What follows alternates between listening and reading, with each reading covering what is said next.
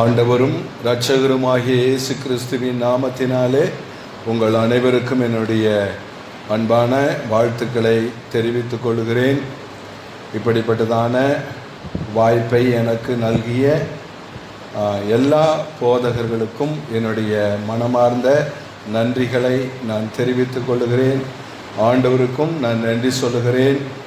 உங்கள் மத்தியிலே நான் கர்த்தருடைய வார்த்தைகளை பேசுகிறபடினாலே என்னை நான் பாக்கியவான் என்று கருதுகிறேன். ஏன் என்று சொன்னால், சேனைகளின் தேவனாகிய கர்த்தருடைய இராணுவத்தின் மத்தியில் நின்று பேசுகிறதாக நான் கருதுகிறேன். ஏன் என்று சொன்னால், நீங்கள் எல்லாரும் தேவனாலே அபிஷேகம் பண்ணப்பட்டு அபிஷேகம் என்னும் கிரீடத்தை தலையில் அணிந்தவர்களாக நீங்கள் இருக்கிறீர்கள். உங்கள் மத்தியிலே பேசுகிறது மிகுந்த பாக்கியமான காரியமாய் இருக்கிறது. 1980 வருஷத்திலே ஒரு கிராமத்திலே ஒரு வயதான தகப்பனார் தன் 2 பார்வையற்ற பிள்ளைகளோடு கூட, ஒரு பெண் பிள்ளை பார்வையில்லை, அதே போல ஒரு ஆண் மகனுக்கும் பார்வையில்லை, இன்னும் ஒரே ஒரு பிள்ளை மட்டும் பார்வையுள்ள பிள்ளை, ஒரு விவசாய தோட்டத்திலே மதிய நேரம் ஒரு தென்னை மரத்திற்கு அடியிலே உட்கார்ந்து இவ்விதமாய் அவர் புலம்பிக் கொண்டிருக்கிறார். நான் ஏன் இந்த உலகத்தில் வாழ வேண்டும்? நல்ல விவசாய நிலம் இருக்கிறது, எல்லா நன்மைகளும் இருக்கிறது, ஆனால் என்னுடைய கைகால்கள் வேலை செய்ய முடியவில்லை. என்னுடைய மனைவிக்கும் பலவீனம், பிள்ளைகளும் 2 பேர் பார்வை இல்லாமல் பிறந்து விட்டார்கள். ஒரே ஒரு பிள்ளை இருக்கிறாள், அவள் சிறு பிள்ளையாயிருக்கிறாள். விவசாயம் செய்தால் ஆசீர்வாதம் இல்லை, எல்லாம் மந்திரவாதத்தினால் பாதிக்கப்பட்டு போய்விட்டது. இனி ஏன் இந்த உலகத்தில் நான் வாழ வேண்டும்? இதோ என் தோட்டத்தில் ஒரு கிணறு இருக்கிறது, இந்த கிணற்றிலே இந்த 3 பிள்ளைகளையும் தூக்கி போட்டுவிட்டு நானும் கிணற்றில் விழுந்து செத்து விட வேண்டும் என்று ஒரு நாள் மதிய நேரத்தில் நினைத்து கொண்டிருக்கிறார். பேசி புலம்பிக் கொண்டே இருக்கிறார். அப்படிப்பட்டதான நேரத்திலே இன்னொரு வயதான பார்வையற்ற ஒரு ஐயா தன் தலையிலே பாத்திரங்களை சுமந்து கொண்டு ஒரு சிறு பிள்ளையை தன்னுடைய கரத்திலே அழைத்து கொண்டு அந்த தோட்டத்தின் வரப்பிலே நடந்து வருகிறார். பாத்திரத்தை சுமந்து கொண்டு, என் பிள்ளைகளுக்கு தான் பார்வையில்லை என்று இருந்தேன், நான் செத்து விடலாம் என்று இருந்தேன், இதோ இந்த பாத்திரத்தை சுமந்து கொண்டு இந்த பார்வை இல்லாதவர் இந்த வயலில் நடந்து வருகிறாரே என்று சொல்லி அந்த வயதான தகப்பனார் வியப்புடன் பார்க்கிறார். பார்த்து, ஐயா பாத்திரத்தை கீழே இறக்கி வையுங்கள், உங்களுக்கு என்ன நடந்தது, என்ன சம்பவித்தது என்று அவர் விசாரிக்கும் பொழுது, ஐயா நான் நல்ல வியாபாரம் செய்து கொண்டிருந்தேன், என்னோட வியாபாரம் செய்கிற இன்னொருவர் சொன்னார், நான் ஒரு மந்திரவாதியை அழைத்து கொண்டு வருகிறேன், அவர் பூசை செய்தார், நீங்கள் சைக்கிளில் வியாபாரம் செய்ய வேண்டாம், ஹோல்சேல் வியாபாரம் செய்கிற அளவுக்கு உங்களுக்கு ஆசீர்வாதம் வரும் என்று சொன்னார். நானும் அதை நம்பி அந்த பூசாரியை அழைத்தேன். என்னை கமந்து படுக்க சொன்னார்கள். தேங்காயை உடைத்த உடனே அகப்பட்டு விட்டான் என்று சொன்னார். என்ன என்று கேட்டேன். உன் விரோதி அகப்பட்டு விட்டான், இனி உனக்கு ஆசீர்வாதம் தான் என்று சொல்லிவிட்டு என்னிடத்தில் பணத்தை பெற்றுக்கொண்டு வெளியே போனான். 5 நிமிடங்கள் கூட ஆகவில்லை, என் பார்வை பறி போயிற்று என்று சொன்னார். அப்படி சொன்ன பொழுது, அதன் பின்பு நீங்கள் என்ன செய்தீர்கள் என்று அந்த வயதான பெரியவர் கேட்டார். நான் கர்த்தருடைய இயேசு கிறிஸ்துவை குறித்து கேள்விப்பட்டு ஒரு ஆலயத்திற்கு நான் போனேன். இப்பொழுது ஓரளவுக்கு பார்வை வந்திருக்கிறது, ஆனால் நான் பிழைக்க வேண்டும் அல்லவா, அதனால் என் மகளை கூட்டிக் கொண்டு இந்த வியாபாரம் செய்கிறேன் என்று சொன்ன பொழுது, என்னுடைய பிள்ளைகளும் 2 பேர் பார்வை இல்லாமல் இருக்கிறார்கள், என்னுடைய கைகால்களும் செயலிழந்திருக்கிறது, இப்படியான ஒரு சூழ்நிலையிலே நாங்கள் இருக்கிறோம், மரித்து போக நினைத்தோம் என்று சொன்ன பொழுது, நீங்கள் இந்த வாரம் ஞாயிற்றுக்கிழமை ஆராதனைக்கு வாருங்கள் என்று சொல்லி அந்த பாத்திர வியாபாரி அழைத்தார். அதன்படி கிருபாசன கிறிஸ்துவின் சபை என்ற சபைக்கு அவர் அழைத்து கொண்டு போனார். அங்கே போய் கொஞ்ச நாள் ஒரு பாஸ்டர் இருந்தார். அதற்கு பின்பு கிருபாசனத்தினுடைய ஸ்தாபகர் சாதையா அங்கே வந்திருந்தார். அவர்தான் சொன்னார், என் தகப்பன், அந்த வயதான தகப்பனாரை அழைத்து, நீங்கள் இத்தனாம் தேதி இந்த இடத்தில் நீங்கள் நடந்து போகும் பொழுது உங்கள் தோட்டத்துக்கு பக்கத்தில் இருக்கிற இந்த தோட்டத்துக்காரர் எல்லாவற்றையும் சரியாக சொல்லி அவர்கள் உங்களுக்கு மந்திரம் செய்து விட்டார்கள். நீங்கள் ஆண்டவரை நம்புங்கள், ஆண்டவர் உங்களை நிச்சயமாகவே கைவிட மாட்டார் என்று சொல்லி அந்த தீர்க்கதரிசி இவ்விதமாக தீர்க்க தரிசனம் சொன்னார். மாதங்கள் கடந்தன, எல்லாம் கடந்தன. கனவுகள் பயங்கரமாய் வந்தது. அவருடைய சொந்த பந்தங்கள் எல்லாம் வந்து, உனக்கு ஒரு பாதுகாப்பு இல்லையா, நாங்கள் எல்லாம் இருக்கிறோம் என்று சொல்லி எத்தனையோ பேர் ஆதரவு சொன்னார்கள். ஆனால் உதவி செய்வார் மட்டும் ஒருவருமே கிடையாது. உணவு கிடையாது, சரியான வஸ்திரம் கிடையாது, போக்குவரத்துக்கு எந்த ஒரு வசதி வாய்ப்புகள் கிடையாது, மருத்துவமனை செலவுக்கு வாய்ப்புகள் எதுவுமே கிடையாது. இப்படிப்பட்டதான இக்கட்டான சூழ்நிலையிலே அந்த வயதான தகப்பனார் ஆண்டவரை நோக்கி ஜெபம் பண்ணினார். இயேசுவே, நான் கிணறு வெட்டும்போது தோட்டா வைப்பேன், அங்கேயே வெடித்து நான் செத்திருக்கலாம். எத்தனையோ காரியங்களை நம்பினேன், எல்லாம் கைவிட்டு விட்டது. நீர் ஒருவர் தான் மெய்யான தெய்வன் என்று சொன்னார்கள். நானும் என் பிள்ளைகளை அழைத்து கொண்டு வந்தேன், ஆனாலும் எனக்கு இன்னும் சுகமாகவில்லையே என்று அழுதபோது அவர் இருந்த வீடு முழுவதிலும் மின்னலை போட வெளிச்சம் பிரகாசித்தது. அப்படி பிரகாசித்த பொழுது ஒருவர் வந்து கால்களை தடவி கொடுத்தார். அப்பொழுதே அந்த தகப்பனாருக்கு சுகம் கிடைத்தது. அந்த தகப்பனாருக்கு பிறந்த மகன்தான் இந்த அன்புதாஸ். அல்லேலூயா. இப்படிதான் நாங்கள் ஆண்டவராகிய இயேசுவை நாங்கள் ஏற்றுக்கொண்டு அந்த திருச்சபைக்கு போனோம். மறு வருடத்திலேயே என்னை கிருஷ்ணகிரி மாவட்டத்தில் உள்ள பருகூர் ஹாஸ்பிட்டலில் போய் செக் பண்ணோம் கண்ணை. அப்போ அவங்க சொன்னாங்க, இது நரம்பு பாதிப்பு இருக்குது, இனிமே வெளிச்சம் இருக்காது, இருக்கிற வெளிச்சமும் போயிடும் என்று சொன்னதினால அந்த ஹாஸ்டலில் IELC லுத்தரன் சர்ச்சு சார்பாக நடக்கிற ஒரு பார்வையற்றோர் பள்ளியில் எஸ்தர் கொர்னலியூஸ் என்ற ஒரு அம்மா தொடங்கின அந்த விடுதியிலே என்னை கொண்டு போய் அங்கே சேர்த்தார்கள். அங்கேயும் ஆண்டவராகிய இயேசுனுடைய தயவினாலும் கிருபையினாலும் சத்தியத்தையும் விசுவாசத்தையும் குறித்து அதிகமாய் சொல்லித் தருவார்கள். ஞாயிற்றுக்கிழமானால் யாதாயிலும் ஒரு மிஷனரியை குறித்து படித்து காட்டுவார்கள். காலை மாலை கண்டிப்பாய் ஜெபித்தே தீர வேண்டும். பள்ளிக்கூடத்திலும் வேதாகமம் வாசிக்கப்படும். ப்ரேயர் டைமில் ஹாஸ்டல்லையும் வேதாகமம் படிக்கணும், ஜெபம் பண்ணணும், எல்லாம் விசுவாசத்தோடு கூட செய்ய வேண்டும். அப்படியாக அங்கேயும் ஆண்டவருடைய கிருபையினாலே விசுவாசத்தை குறித்தும் வேதாகமத்தை குறித்தும் நன்றாக அறிந்து அதன் பின்பு நான் வீட்டுக்கு வந்தேன்.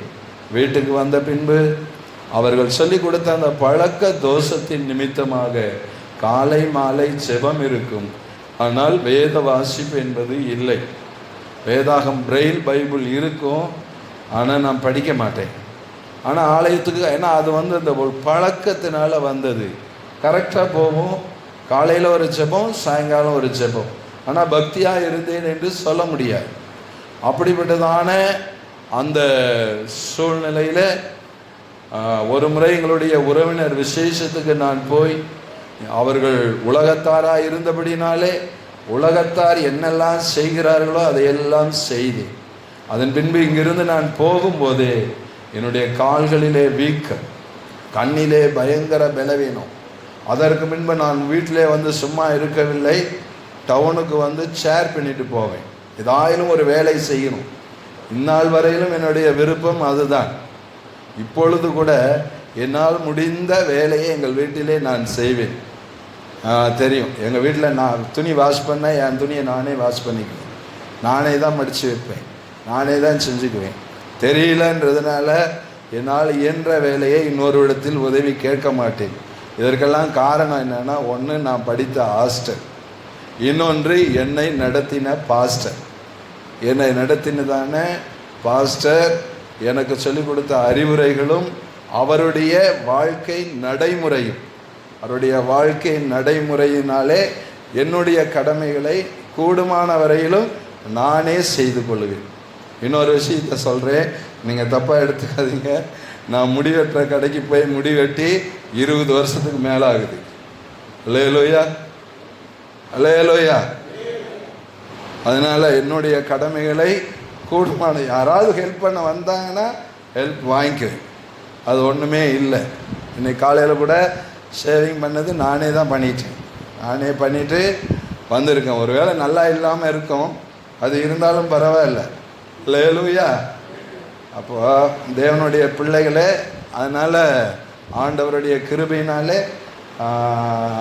வேதாகமத்தை நான் வாசிக்கவில்லை. நான் சேர் பண்ணிகிட்டு இருந்தேன். இந்த ஒயர் சேர் ஒரு கடையில் போய் பிடிச்சி சேர் பண்ணிகிட்டு இருந்தேன். அப்பொழுது என்னுடைய கால் வீங்கி வேலைக்கு போக முடியாது, பாத்ரூம் உட்கார முடியாது, எழும்ப முடியாது, எதையுமே செய்ய முடியாது. அந்த நிலைமையில் நான் உட்கார்ந்து இருக்கும் பொழுது தான் வேதாகமத்தை எடுத்து நான் படிக்க ஆரம்பித்தேன். அப்படி படிக்க ஆரம்பிக்கும் பொழுது வேத வசனமே எனக்கு புரியாது.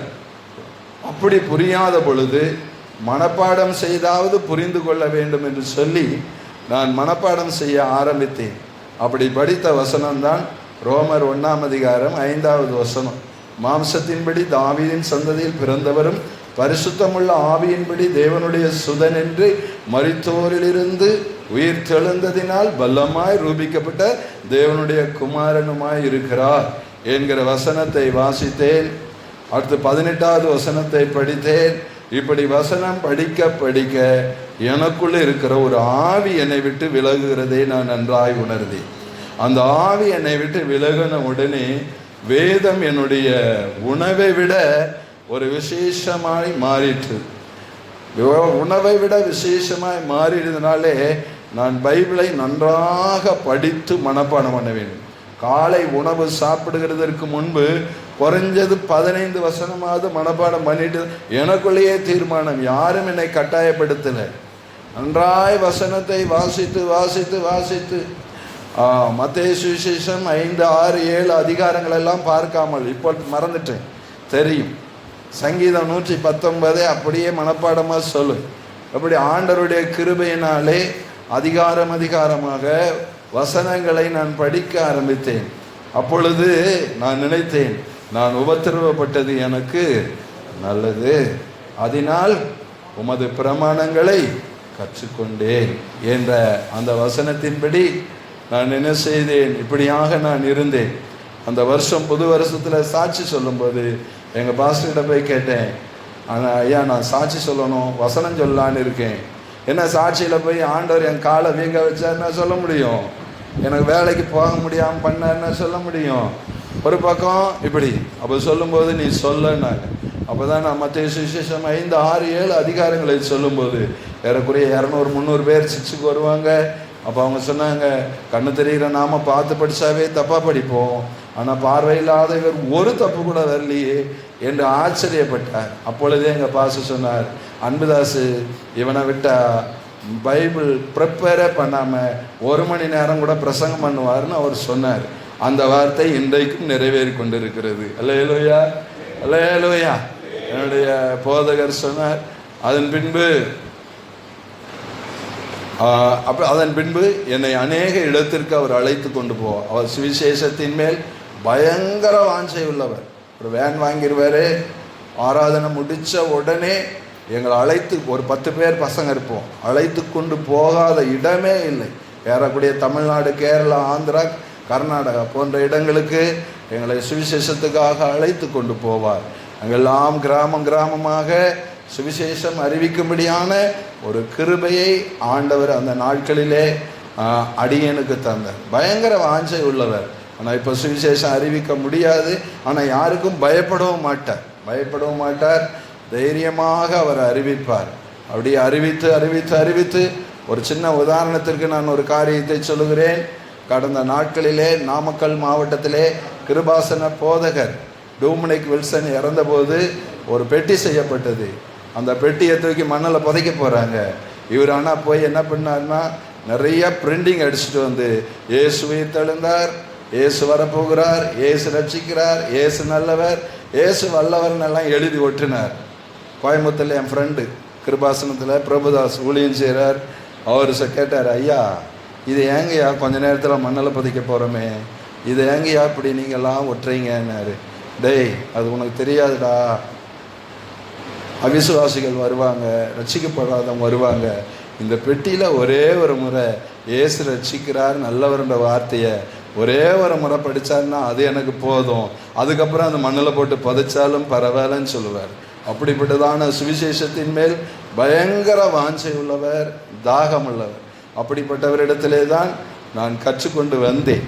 அன்பான தேவனுடைய பிள்ளைகளே, அப்பொழுது ஆண்டவர் ஆகிய தேவனுக்கு ஊழியம் செய்ய வேண்டும் என்று சொல்லி 3 நாள் உபவாசம் இருந்த பின்பு நான் எங்கள் பாஸ்டர்கிட்ட போய் கேட்டேன், நீ வா, நான் 10 வருஷத்துக்கு முன்னாடியே உன்னை கூப்பிட்டேன், நீ வரல, இப்போ வந்திருக்க வா என்று அழைத்தார். ஆனால் என்னை அநேக இடங்களுக்கு கூட்டிகிட்டு போவார். என்னை 20 வயசுலேயே பிரசங்கம் பண்ண அழைப்பார். அங்கே படித்தவர்கள் இருந்தார்கள், ஆசிரியர்கள் இருந்தார்கள், சிஎஸ்ஆராக இருந்தார், தாலுகா ஆஃபீஸில் வேலை செய்கிறவங்களாம் இருந்தாங்க. அவங்களுக்கெல்லாம் பிரசங்கம் பண்ண வாய்ப்பு தரமாட்டார், ஆனால் எனக்கு பிரசங்கம் பண்ண வாய்ப்பு தருவார். அல்லேலூயா.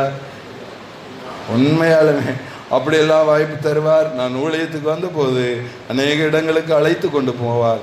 ஆனால் என்னுடைய வாழ்க்கையில் வறுமை வந்ததுனால வேலைக்கு போகிறதில்ல, வறுமை வந்ததுனால அடிக்கடி அவர்கிட்ட கேட்பேன், ஐயா நான் ஊழியத்துக்கா, உண்மையாலுமே ஆண்டவர் என்ன அழைச்சாரா, நான் ஊழியம் செய்யணுமா என்று அநேக முறை நான் கேள்வி கேட்கும் பொழுது ஒரு நாள் திருச்சிராப்பள்ளியில் கிருபாசன சபையில் ஒரு கன்வென்ஷன் நடந்தது. அதுக்கு முன்னாடி நான் சொல்லிடுறேன், 1998 ஜூன் மாதத்தில் என்ன செஞ்சாருன்னா ஒரு பாசிங் ப்ரேயர். எங்கள் சர்ச்சில் மாதத்தில் 3 நாள் பாசிங் ப்ரேயர். அந்த 3 நாள் என்ன செய்யக்கூடாது, சாப்பிடவே கூடாது. காலையிலையும் சாப்பாடு கிடையாது, மத்தியானம் கிடையாது, நைட்டும் கிடையாது, மறுநாளும் கிடையாது, மறுநாள் 3 நாளும் சாப்பாடு கிடையாது, 3 நாளும் பாசிங் தான். அந்த பாசிங் ப்ரேயரில் தான் ஒரு ஜெப குறிப்பு சொன்னேன். என்ன ஜெப குறிப்பு சொன்னேன்னா, கர்த்தர் என்னை ஊழியத்துக்கு அழைத்தார் என்றால் உறுதிப்படுத்தணும், இல்லைன்னா நான் செய்ய மாட்டேன் என்று சொல்லி ஜெபித்து விட்டேன். அதே ஜூன் மாதம் 13, 14, 15 திருச்சி கன்வென்ஷன், அதற்கு என்னை அழைத்து கொண்டு போனார். போகும்போது அந்த பாஸ்டர் இப்படி வசனம் சொல்லுவான் இவன் அப்படின்னு சொன்னபோது, தம்பி வாப்பா வசனம் சொல்லுன்னாங்க. வசனம் சொல்லி முடிச்சுட்டு வந்து உட்காந்தேன். ஒரு வயசான போதகர், அவர் சொன்னார், அன்புதாஸ் நீ சேர் பின்றேன், உலகத்துக்காக சம்பாதிக்கிறேன், அங்கே போகிறேன் இங்கே போகிறேன்னு சொல்லாதே, இப்பொழுது நான் என்ன செய்யறது தெரியுமா, கர்த்தர் உன்னை ஊழியத்துக்காக அழைக்கிறார், எழும்பி வா, இப்பொழுதே உன்னை பிரதிஷ்டை பண்ணுறேன்னு சொல்லிட்டு, இப்பொழுது ஒசூரிலேயே கிருபாசனத்தில் ஊழியம் செய்கிற தாஸ் பாஸ்டரும் எங்கள் ஜோன்ஸ் ஐயாவும் கிறிஸ்டோபர் ஐயாவும் 3 பேர் சேர்ந்து அப்பொழுதே பிரதிஷ்டை பண்ணி அடியேனை ஊழியத்துக்கு அழைத்தார். ஊழியத்துக்கு பிரதிஷ்டை பண்ண மறுநாளே திருச்சியில் ஒரு பெரிய கல்லூரியில் பெரிய தலைவராக இருக்கிற மறுநாளே மதியம் விருந்து வச்சாங்க. அன்னைக்கு அப்போ இருக்கும்போதே 2000 ரூபாய் காணி கொடுத்தாங்க. அன்னைக்கு நைட்டு இன்னொரு பெரிய கல்லூரி முதல் தாளாளர் வீட்டில் விருந்து, அன்னைக்கு 2000 ரூபா கொடுத்தாங்க. ஆனால் அது எல்லாத்தையும் அப்படியே பாஸ்டர்கிட்ட நான் கொடுத்துட்டு அவரோடு கூட இணைந்து நான் கர்த்தருடைய ஊழியத்தை செய்யவும் சில காரணங்களினாலே அந்த இடத்திலிருந்து நான் பிரிந்து வந்து இந்த நாட்களிலே கர்த்தருடைய ஊழியத்தை தொரவலூர் பெத்தேல் சிட்டியில் மரியபுரம் பஸ் ஸ்டாப்புக்கு அருகிலே செய்ய கர்த்தர் அடியேனை பலப்படுத்தி நடத்தி கொண்டு வருகிறார். என்னுடைய சாட்சியை நான் உங்கள் மத்தியிலே சுருக்கமாக நான் சொல்லும்படி கர்த்தர் எனக்கு உதவி செய்தார். மெய் சாட்சி சொல்லுகிறவன் உயிர்களை ரட்சிக்கிறான் என்று சொன்ன வார்த்தையின்படி நிச்சயமாகவே என்னுடைய சாட்சி உங்களுக்கு பிரயோஜனமாய் இருக்கும் என்று நான் கர்த்தருக்குள் நம்புகிறேன். அல்லேலூயா, அல்லேலூயா. செய்திக்கு நேராய் நாம் கடந்து செல்வோம். என்னுடைய நேரம் மிகவும் இப்பொழுதே 20 நிமிடங்கள் கடந்து போய்விட்டது. ஆனாலும் என்னை நடத்தினவர்கள் சொல்லிக் கொடுத்த நல்ல ஒரு பாடம் என்ன தெரியுமா, அந்த டைமிங்கை அப்படியே கரெக்டாக ஃபாலோ பண்ணும் என்பதை சொல்லிக் கொடுத்தபடினாலே நான் கூடுமான வரையிலும் அதை நான் ஃபாலோ பண்ண நான் ஆசைப்படுகிறேன். யோசுவாவின் புஸ்தகம் 1ஆம் அதிகாரம் 5ஆம் வசனத்தை வாசியுங்கள்.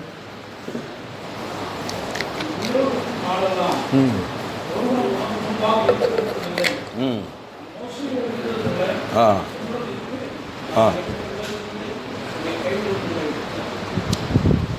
நீ உயிரோடு இருக்கும் நாளெல்லாம் ஒருவனும் உன்னை எதிர்த்து நிற்பதில்லை. நான் மோசையோடு இருந்தது போல உன்னோடும் இருப்பேன் என்று ஆண்டவராகிய தேவன் தம்முடைய ஊழியக்காரனாகிய யோசுவாவுக்கு சொல்லுகிறார்.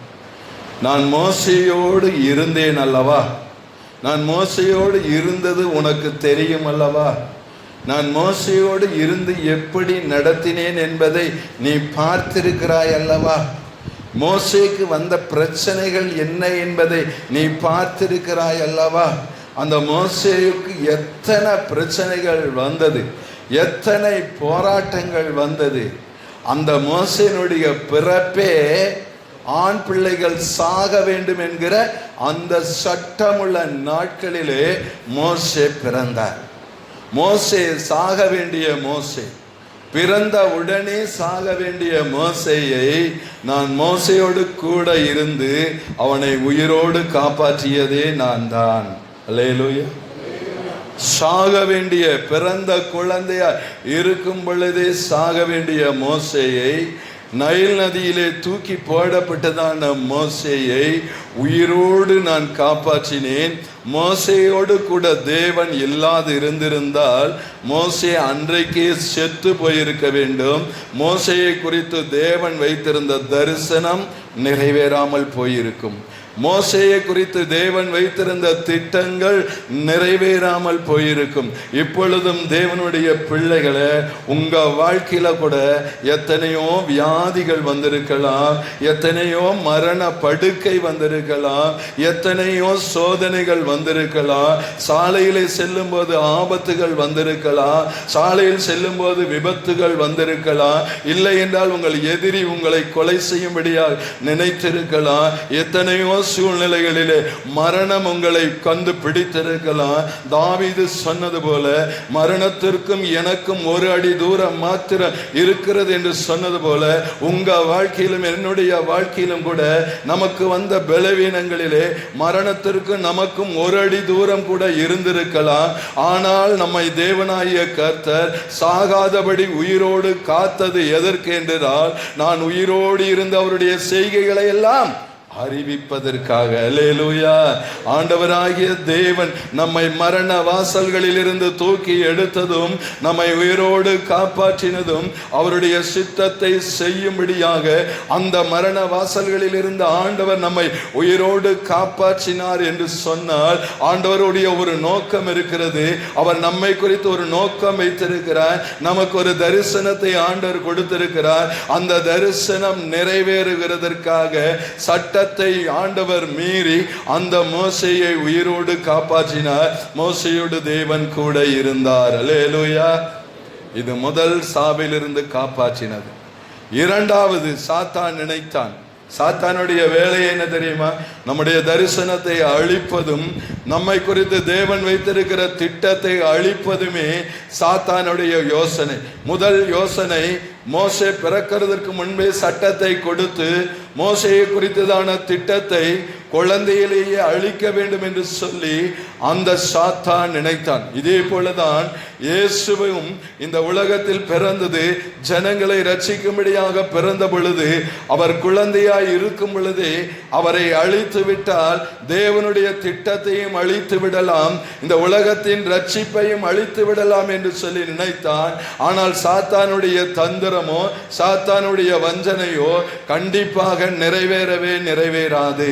அன்பான தேவனுடைய பிள்ளைகளே, முதல் காரியத்தில் சாத்தான் தோல்வி அடைந்தான். இரண்டாவது ஒரு காரியத்தை அந்த சாத்தான் செய்தான். அது என்னவென்று சொன்னால், இவனை சரீரத்தின்படி சாகடிக்க முடியவில்லை, இவனுடைய ஆத்துமாவை சாகடிக்க வேண்டும் என்று சொல்லி அவன் நினைத்தான். அது என்னவென்று சொன்னால், நீங்கள் எபிரேயர்ல படிப்பீர்களானால் ஒரு வசனம் இப்படியா இருக்கும். 11:24, 25 மெசேஜில் இருக்கும். அநித்தியமான பாவ சந்தோஷத்தை அனுபவிப்பதை பார்க்கிலும் தேவனுடைய ஜனத்தோடு துன்பத்தை அனுபவிப்பதை தெரிந்து கொண்டு எகிப்தில் உள்ள பொக்கிஷங்களிலும் கிறிஸ்துவின் நிமித்தம் வரும் பாடுகளை அதிக பாக்கியம் என்று எண்ணினான் என்று எழுதப்பட்டிருக்கிறது. அன்பான தேவனுடைய பிள்ளைகளே, மோசேக்கு ஒரு அநித்தியமான பாவ சந்தோஷத்தை சாத்தான் கொடுத்தான். இன்றைக்கும் கனமான ஊழியத்தை செய்கிற கனமான ஊழியத்தை செய்யும்படியாக தேவனால் தெரிந்து கொள்ளப்பட்ட ஊழியர்களுடைய தரிசனத்தை அழிக்கும்படிக்கு சாத்தான் எடுக்கிற ஆயுதம் என்னவென்று சொன்னால் பாவம் என்கிற அந்த சோதனை, அந்த பாவத்தை செய்யக்கூடிய சூழ்நிலைகள். மோசேக்கு அருமையான பாவ சோதனைகளை அவன் கொடுத்தான், பாவ சூழ்நிலைகளை கொடுத்தான். உங்களுக்கு எல்லாம் நன்றாய் தெரியும், எகிப்து என்று சொன்னாலே அது பாவம் நிறைந்த ஒரு இடம். எகிப்து என்று சொன்னாலே நல்ல வாலிபர்களை கூட, நல்ல பரிசுத்தமானவர்களை கூட பாவத்தில் விளைவிக்கிற ஒரு இடம்தான் எகிப்து. நல்ல பெண்களை கூட பாவத்தில் விளைவிக்கிற இடம்தான் இந்த எகிப்து. நல்ல பெண்களை கூட அவளுடைய அழகை வர்ணிக்கிற இடம்தான் இந்த எகிப்து. நல்ல ஆண்களை கூட தேவனுக்கு பயந்து பாவமே செய்யக்கூடாது என்று நினைக்கிறவர்களை கூட பாவ வலையில் விளைவிக்கிற ஒரு இடம்தான் இந்த எகிப்து. இந்த எகிப்தே இப்படி இருக்குமானால் எகிப்தின் அரண்மனை எப்படி இருந்திருக்கும் என்று கொஞ்சம் கற்பனை செய்து பாருங்கள். எகிப்தின் அரண்மனையிலே மோசேக்கு பாவ சோதனை ஏற்பட்டது. காரணம் என்னவென்று சொன்னால், அவன் பாவம் செய்து விட்டால் அவனுடைய ஆத்துமா செத்துவிடும். அவனுடைய ஆத்துமா செத்துவிட்டால் தேவன் அவனோடு இருக்க மாட்டார். தேவன் அவனோடு இல்லாமல் போனால் அவனை குறித்ததான தேவ தரிசனம் நிறைவேறாது என்று சொல்லி சாத்தான் என்ன செய்தான் என்று சொன்னால், அவனை பாவ வலையிலே விளைவிக்க அவன் தந்திரமாக அவன் யோசித்தான். ஆனால் மோசே என்ன செய்தார் என்று சொன்னால், அநித்தியமான பாவ சந்தோஷங்களை அனுபவிப்பதை பார்க்கிலும் தேவனுடைய ஜனங்களோடு துன்பத்தை அனுபவிப்பதையே தெரிந்து கொண்டு, அவனே சொல்லட்டுமா, கர்த்தருடைய உண்மையான அழைப்பை பெற்ற, கர்த்தருடைய உண்மையான அழைப்பை பெற்ற, கர்த்தருக்காக உண்மையா ஊழியம் செய்யணும்னு நினைக்கிற நீங்க இந்த உலகத்துல அநித்தியமான பாவ சந்தோஷத்தை தெரிஞ்சிக்க கூடாது. அதுக்கு பதிலா எதை தெரிந்து கொள்ள வேண்டும்? நீங்க ஊழியக்காரங்க தானே, எதை தெரிந்து கொள்ள வேண்டும்? தேவஜனங்களோடு துன்பத்தை அனுபவிப்பதை தெரிந்து கொள்ள வேண்டும். ஹல்லேலூயா. எங்க காலத்துல எல்லாம் பாஸ்டர்மார் சொல்லுவாங்க, ஊழியத்துக்கு வரையா, ஊழியங்கிறது பஞ்சு மெத்தை கிடையாது, அது முற்கள் நிறைந்த படுக்கை. வர விருப்பம் இருந்தா வா, வர விருப்பம் இல்லைன்னா போயிட்டே இரு என்று சொல்லுவார். ஊழியத்திற்கு சொகுசை அனுபவிக்கவோ, ஆடம்பரத்தை அனுபவிக்கவோ, சிற்றின்பங்களை அனுபவிக்கவோ, பாவத்தை அனுபவிக்கவோ வந்தால் அது தேவனால் ஏற்படுத்தப்பட்ட ஊழியமும் கிடையாது, அது ஊழியக்காரனும் கிடையாது என்பதை நீங்கள் என்ன செய்யக்கூடாது? மறந்து போகவே கூடாது. வேதம் சொல்லுகிறது, சுகபோகமாய் வாழுகிறவள் உயிரோடே செத்தவள் என்று வேதம் சொல்லுகிறது. ஒருவன் இம்மைக்காக மாத்திரம் கிறிஸ்துவின் மேல் நம்பிக்கை வைப்பானால் அவனுடைய எல்லா மனுஷரை பார்க்கிலும் அவனுடைய நிலைமை பரிதபிக்கப்பட்டதாய் போய்விடும். அதனால சொகுசை அனுபவிக்கிறதற்காக நாம் ஊழியத்திற்கு வரவில்லை, துன்பத்தை அனுபவிப்பதற்காகவும். அது யாரோடு சேர்ந்து துன்பத்தை அனுபவிக்கணுமா? தேவனுடைய ஜனங்களோடு சேர்ந்து துன்பத்தை அனுபவிப்பதை அவன் தெரிந்து கொண்டு அநித்தியமான பாவ சந்தோஷங்களை விட்டு, ஒரு ஜாலியான ஒரு வாழ்க்கையை விட்டு, ஆடம்பரமான ஒரு வாழ்க்கையை விட்டு, அந்த மோசே என்ன செய்தான் தெரியுமா? வெளியே ஓடி வந்தான். ஓடி வந்த உடனே என்ன தெரியுமா, எங்க தெரியுமா ஓடினா? தன் சகோதரரை பார்க்க போனான். தன் சகோதரர்கள் என்ன நிலைமையில் இருக்கிறார்கள்? அடிமைகளாய் இருக்கிறார்கள், பாடுபட்டு கொண்டிருக்கிறார்கள், உபத்திரவப்பட்டு கொண்டிருக்கிறார்கள். அவன் பார்க்க போனது உபத்திரவப்படுகிற சகோதரரை பார்க்க போனார். பாடுகளை அனுபவித்துக் கொண்டிருக்கிற சகோதரரை பார்க்க போனார். அரண்மனையை விட்டு அவன் வெளியே எங்கே போனான்? தன் சகோதரரை பார்க்கும்படியா. எந்த சகோதரர்? வசதியாய் வாழுகிற சகோதரனை அல்ல, பணக்காரனாய் வாழுகிற சகோதரனை அல்ல, இன்னொரு அரண்மனையிலே உள்ள ஒரு சகோதரனை அல்ல, இன்னொரு பங்களாவுக்குள்ள இருக்கிற ஒரு சகோதரனை அல்ல, மண் சுமந்து கொண்டிருக்கிற சகோதரனை, செங்கல் அறுத்து கொண்டிருக்கிற சகோதரனை, எகிப்தியர்களால் அடிக்கப்படுகிற சகோதரனை, தன் ஜீவனை கசப்பென்று எண்ணிக்கொண்டிருக்கிற சகோதரனை, செத்து போனால் பரவாயில்லை என்று நினைத்து கொண்டிருக்கிற சகோதரனை பார்க்க போன. இன்னைக்கு எத்தனை ஊழியக்காரங்க அப்படி போறாங்க? எத்தனை ஊழியக்காரங்க போறாங்க சொல்லட்டுமா? பணக்காரன் வீட்டுக்கு போனால் 1000 ரூபாய் காணிக்கை கிடைக்கும், ஏழை வீட்டுக்கு போனால் 100 ரூபாய் கிடைக்கும். ஆனால் ஏழை வீட்டுக்கு போக மாட்டாங்க, போகவே மாட்டாங்க. ஐயா வீட்டுக்கு வாங்க ஐயா, நேரம் இல்லைம்மா, நேரம் இல்லை. கர்த்தர் நியாயத்தில் நிறுத்துவார். அல்லேலூயா. ஆண்டவர் ராஜாதி ராஜா, சர்வ வல்லமையுள்ள தேவன், பரலோகத்திலே மகிமையாய் வாழ்ந்து கொண்டிருந்தவர் எங்கே இருந்தவர் தெரியுமா? அடிமையின் கோலம் எடுத்து, அடிமையின் கோலம் எடுத்து மனுஷ சாயலான, மனுஷ சாயலான. அன்பான தேவனுடைய பிள்ளைகளே, இந்த மோசையோடு கூட தேவன் இருந்தார். இந்த மோசையோடு தேவன். எத்தனையோ முறை இஸ்ரவேல் ஜனங்கள் கல்லெறிந்தார்கள், எத்தனையோ முறை இஸ்ரவேல் ஜனங்கள் கல்லெறிந்தார்கள். அந்த இடத்திலே ஆண்டவர் மோசையோடு கூட இருந்து பாதுகாத்தார். அந்த பார்வோனோடு கூட எதிர்த்து நிற்கிறதை இந்த மோசையோடு கூட தேவன் இருக்கிறதை பார்த்தார். இதையெல்லாம் யார் பார்த்து கொண்டிருந்தது தெரியுமா? இந்த யோசுவா பார்த்து கொண்டே இருக்கிறார். ஒரு மோசே உங்களுக்கு நான் உடனே சொல்றேன், மோசே என்று சொல்லுகிறவன் ஒரு தனி மனிதன், ஒரு டம்மி பீஸ் ஆரோன் அவரை கூட வச்சுக்கிட்டார். இந்த ஒரு தனி மனிதன் யாரை எதிர்க்க போனான் சொல்லுங்க பார்க்கலாம்? பார்வோனை மட்டும் இல்ல, ஒரு நாட்டையே எதிர்க்க போனான். அல்லேலூயா. யாரை எதிர்க்க போனான்? ஒரு நாட்டையே எதிர்க்க போனான். ஏன் தெரியுமா? உம்மாலே நான் ஒரு சேனைக்குள் பாய்வேன், உம்மாலே ஒரு மதிலை தாண்டுவேன். நான் ஒருத்தன் தான், ஆனா ஒரு சேனைக்குள்ளேயே தேவன் மட்டும் என்னோடு கூட இருந்தார்னா போதும், ஒரு சேனைக்கு உள்ளேயே நான் போயிட்டு வந்துருவேன். அதான் தேவன் கூட இருக்கிறதனுடைய மகிமையே. ஒரே ஒரு தனி மனிதன் ஒரு நாட்டை எதிர்த்து நிற்கிறான். ஒரே ஒரு தனி மனிதன் ஒரு இராணுவத்தை எதிர்த்து நிற்கிறான். ஒரே ஒரு தனி மனிதன் அந்த எகிப்தை எதிர்த்து நிற்கிறான். நான் உங்களுக்கு சொல்றேன், இஸ்ரவேலிலே யுத்த சன்னத்தானவர்கள் 6 லட்சம் பேர். 6 லட்சம் பேரும் அந்த எகிப்தையும் எகிப்தின் இராணுவத்தையும் எகிப்தின் ராஜாவையும் எதிர்க்க முடியவில்லை. ஆனால் மோசே என்கிற ஒரு தனிப்பட்ட மனிதன் அத்தனை பேரையும் எதிர்க்கிறான் என்று சொன்னால் தேவன் அவனோடு என்ன செய்தார்? இருந்தார். தேவன் அவனோடு இருந்தார். தேவன் அவனோடு இருந்தபடினால்தான் என்ன செய்ய முடியுது தெரியுமா? எதிர்க்க முடிந்தது. என்ன விஷயத்தை சொல்லட்டுமா? இந்த மோசேகிட்ட என்னெல்லாம் இருந்துச்சுன்னு நம்ம பார்த்தோன்னு வச்சுக்கோங்களேன். மாம்சத்தின்படி பார்த்தா என்ன இருந்து தெரியுமா? 2 பிள்ளைங்க இருந்தாங்க, அதையும் ஊர்லயே விட்டு வந்துட்டார். கையில் ஒரு கோல் மட்டும்தான் இருந்துச்சு. இந்த கோலை தவிர மோசே இடத்துல ஒன்றுமே இல்லை. ஆனால் பார்வோன் இடத்தில் என்ன இருந்தது தெரியுமா? இராணுவம் இருந்தது.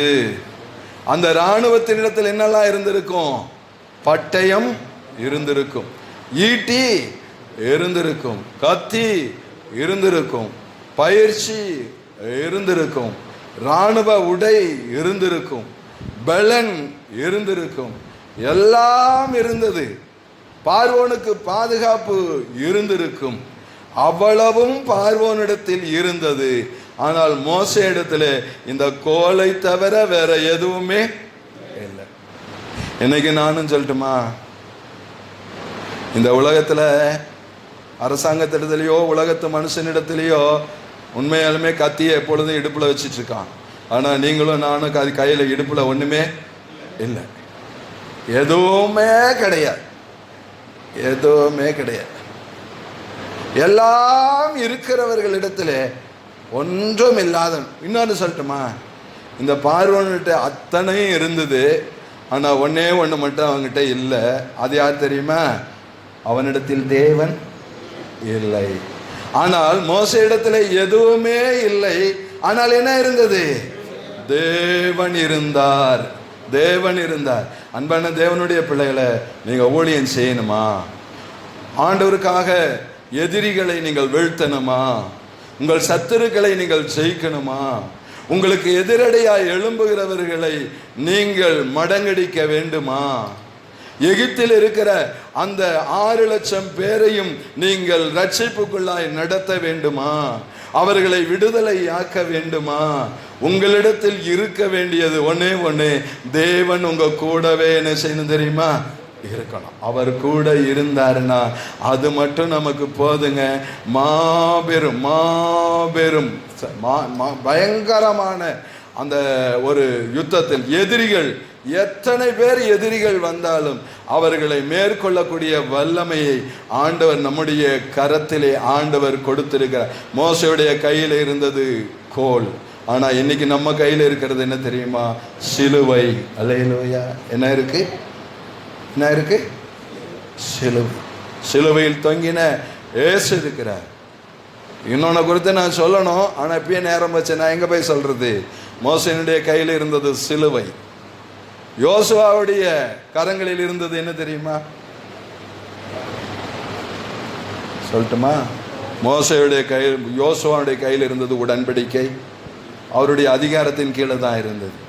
அவருடைய அதிகாரத்தின் கீழே தான் இருந்தது. தேவனுடைய பிள்ளைகளை, 4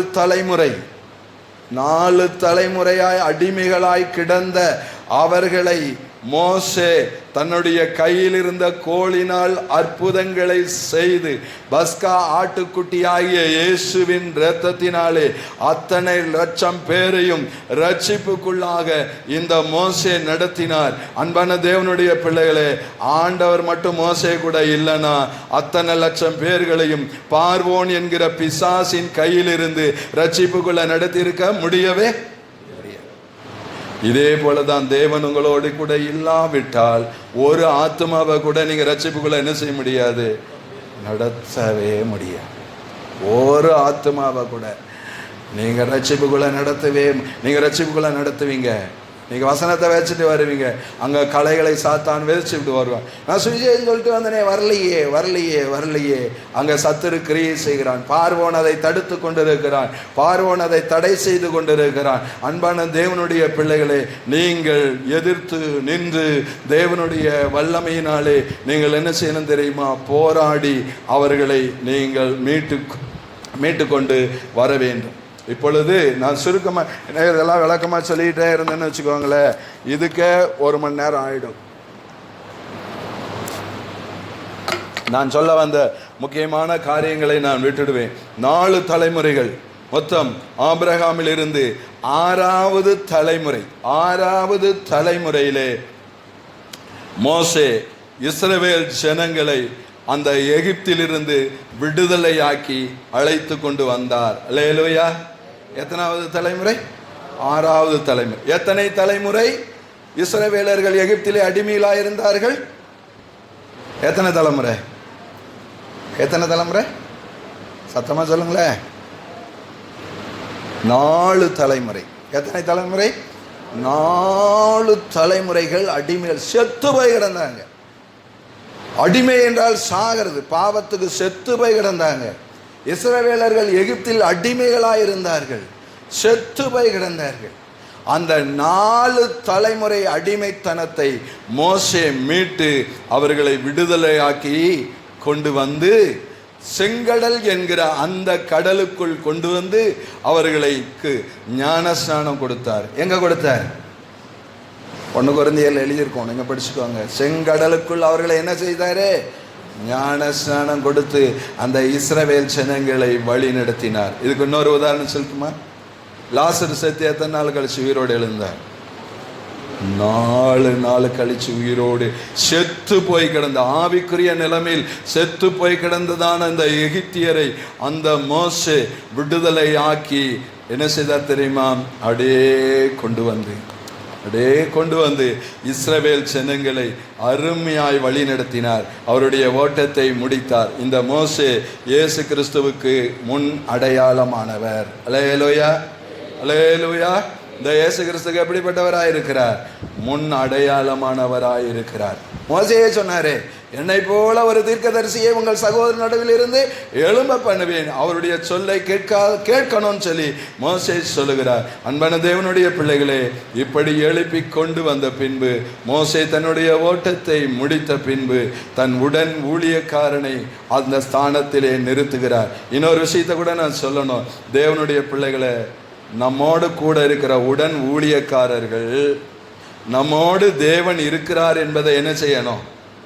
அறியணும். எதை வச்சு அறிவாங்க? எல்லா பாஸ்டர்மாரும் பிரசங்கம் பண்ற மாதிரியா?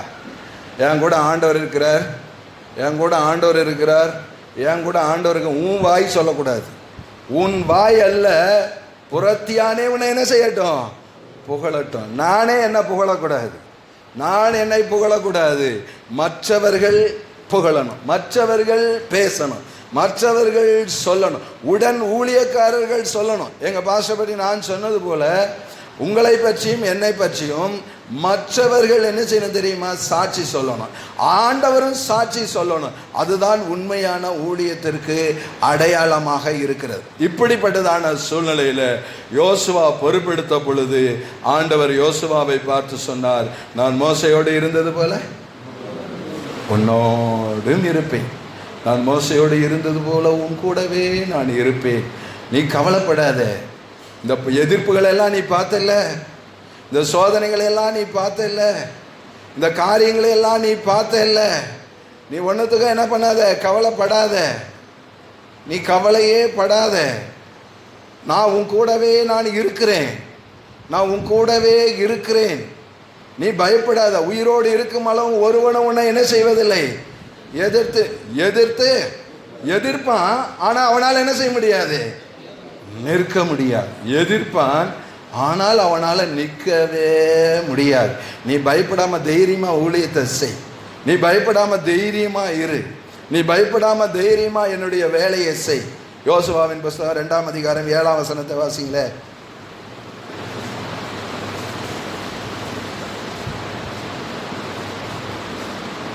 அந்த மனுஷர் யோர்தானுக்கு போகிற வழியில் குறைகள் மட்டும் அவர்களை தேட போனார்கள். இல்ல 3:7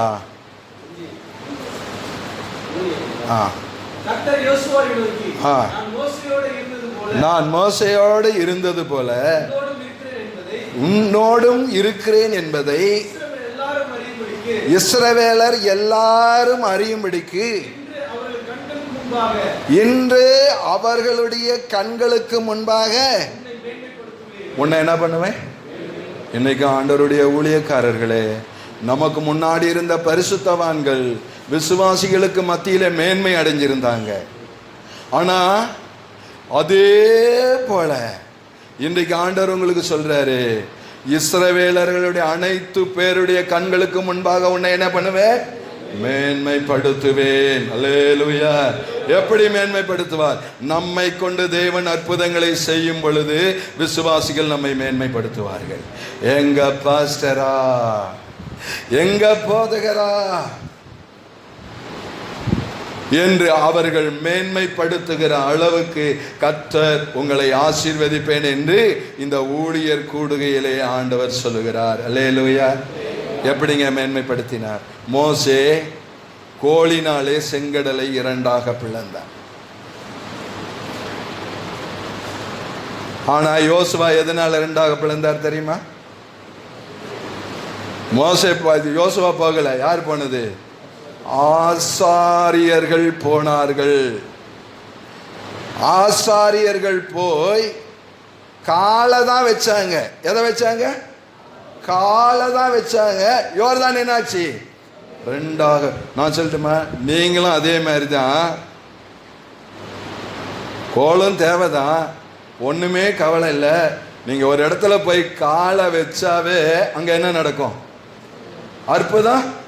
விசுவாசித்தால் அல்லேலூயா சொல்லுங்களேன். கால் வைத்தாலே என்ன நடக்கும்?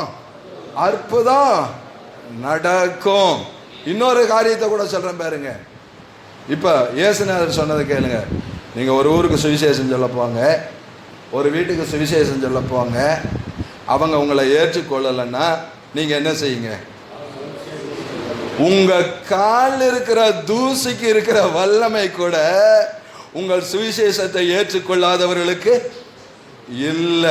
அப்படின்னா நான் என்ன தெரியுமா, உங்கள் கால் தூசி கூட என்ன செய்ய மாட்டாங்க, ஆக மாட்டாங்க. உங்கள் காலில் இருக்கிற தூசி பேசுமா? காலில் இருக்கிற தூசி என்ன செய்யும்? பேசும். நீங்க பேச வேண்டாம், எது பேசும்? அப்ப உங்க தூசிக்கு வல்லமை இருக்கா இல்லையா? உங்க காலில் ஒட்டி இருக்கிற தூசிக்கு அவ்வளவு ஒரு வல்லமை உண்டு. உங்க காலில் ஒட்டி இருக்கிற தூசிக்கு என்ன இருக்கு? அவ்வளவு ஒரு வல்லமையை தேவனாகிய கர்த்தர் உங்களுக்கும் எனக்கும் ஆண்டவர் கொடுத்திருக்கிறார். நீங்க கால் எந்த இடத்துல வைக்கிறீங்களோ அந்த வீட்டில் இருக்கிற பிரச்சனைகள் மாறும். அல்லேலூயா. அங்கே எதிர்க்கிற போராட்டங்கள் மாறும், அங்க சூழ்ந்திருக்கிற பிரச்சனைகள் மாறும், அங்கே வருகிற எதிர்ப்புகள் அங்கே மாறும். உங்களுக்கு விரோதமாய் எழும்புகிறவர்களுடைய வாயை கர்த்தர் அந்த இடத்தில் அடைப்பார். அங்கே கர்த்தர் அதிசயங்களை ஆண்டவர் உங்கள் கரங்களை கொண்டு கண்டிப்பாக ஆண்டவர் என்ன செய்கிறார். ஆனா ஒன்று மட்டும் சொல்றேன், நீங்க போகும்போது உடன்படிக்கை பெட்டியை மட்டும் கொண்டு போக என்ன செய்யக்கூடாது, மறக்கவே. அன்னைக்கு உடன்படிக்கை பெட்டி, உடன்படிக்கை பலகை பெட்டியில் இருந்தது. இன்னைக்கு உடன்படிக்கை எதுல இருக்கிறது? பைபிள்ல இருக்கு. அந்த பைபிள் ஆண்டவர் எங்க எழுதி வச்சிருக்காரு? அந்த நாட்களுக்கு பின்பு நான் அவர்களோடு செய்யும் உடன்படிக்கை என்னவென்றால், என் பிரமாணங்களை அவளுடைய இருதயத்திலே எழுதுவேன். பிரமாணங்களை இருதயத்திலே எழுதி வைத்துக் கொள்ளுங்கள். அதான் கர்த்தருடைய வேதத்தை இந்த யோசுவாவுக்கு சொல்லும்போது கூட, அந்த நியாய பிரமாணம் உன் வாயை விட்டு விலகாதிருப்பதாக. உங்க வாழ்க்கையில அதிசயங்களை அற்புதங்கள். நான் ஒண்ணே சொல்ல பாருங்க, யார் எதிர்க்கிறார்களோ அவர்களே உங்கள் பட்சத்தில் வர வேண்டுமானால் இந்த உடன்படிக்கை பெட்டி உங்க இருதயத்திலே நீங்கள் சுமக்க வேண்டும். அல்லேலூயா. உங்க இருதயத்திலே நீங்க என்ன செய்யணும் தெரியுமா? சுமக்கணும். இந்த கானானுக்குள்ள நான் சொல்றேன், எகிப்திலிருந்து புறப்படுகிறதற்கு தடையா இருந்தவன் பார்வோனும் எகிப்தியரும். கானானுக்குள் பிரவேசிக்கிறதற்கு தடையாய் இருந்தவர்கள் 31 ராஜாக்களும் இந்த யோர்தானும் தடையாய் இருந்தது. புறப்படுகிறதற்கும் தடை, உள்ளே பிரவேசிக்கிறதற்கும் தடை. புறப்படுகிறதற்கான தடையை உடைத்தவர் மோசே, உள்ளே பிரவேசிக்கிறதற்கான தடையை உடைத்தவர் யோசுவா. அல்லேலூயா. இப்ப நான் சொல்லட்டுமா, ரட்சிப்பின் வாசலை சிலுவையிலே சம்பாதித்து கொடுத்தவர் இயேசு. அந்த ரட்சிக்கப்பட்டவர்களை கானான், பரம கானானுக்குள் கொண்டு போய் சேர்க்கிறவர்கள் யார்? அல்லேலூயா. நீங்களும் நானும் தான் அந்த பரம கானானுக்குள் கொண்டு போய் சேர்க்கிறவர்கள். நமக்கு முன் சந்ததி ரட்சிப்புக்குள்ளாய் நடத்தினார்கள். இந்த 7வது சந்ததி என்ன செய்கிறதுனா, அவர்களை கானானுக்குள், பரம கானானுக்குள் கொண்டு போய் சேர்க்கிறது. வேண்டுமானால் வேதத்தை வாசியுங்கள். அதே யோசுவாவின் புஸ்தகம் 1ஆம் அதிகாரம் 6வது வசனத்தை வாசிச்சுங்க பாருங்களேன்.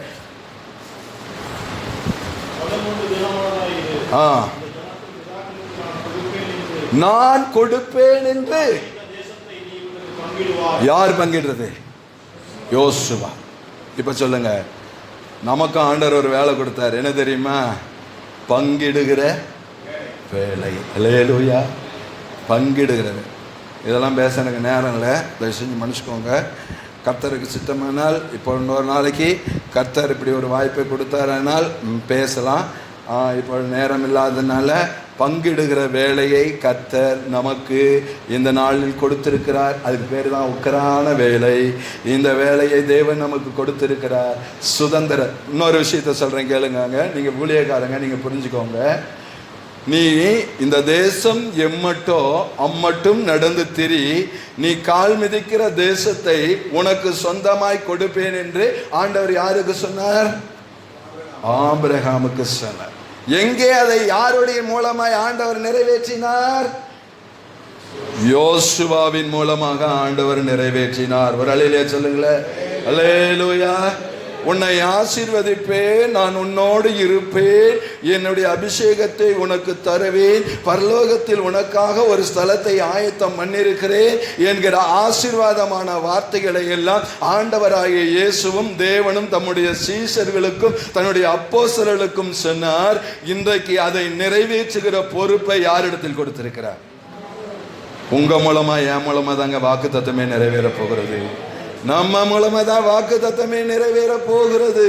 நம்ம ஆசீர்வதிக்கப்பட்ட 7ஆம் சந்ததி, ஆபிரகாமுக்கு 7ஆம் சந்ததி கானானுக்குள் பிரவேசித்தது. நாம் ஆசீர்வதிக்கப்பட்டதான ஊழியக்காரர்கள், ஆசீர்வாதத்தை தம்முடைய ஜனங்களுக்கு பங்கிட்டு கொடுக்கிற கர்த்தருடைய ஊழியர்களாய் வைத்திருக்கிறார். ஆனா ஒண்ணு மட்டும் நீங்க மறந்துடாதீங்க, உடன்படிக்கை பெட்டியை மட்டும் நீங்க மறந்துடாதீங்க, பரிசுத்த வாழ்க்கையை நீங்க மறந்துடாதீங்க, ஆண்டவருடைய அன்பை மறந்துடாதீங்க. என்னுடைய நேரத்தை நான் அதிகமாக எடுத்து விட்டேன், அதனால் நான் முடிக்கிறேன். கர்த்தர் உங்களை ஆசீர்வதிப்பாராக. ஆமென். அல்லேலூயா.